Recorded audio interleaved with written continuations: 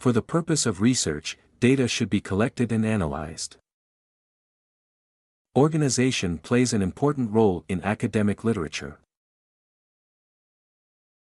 The transformation of media has changed the way information is both used and studied. The author expressed an idea that modern readers inevitably cannot accept. Biology department is dedicated to research activities.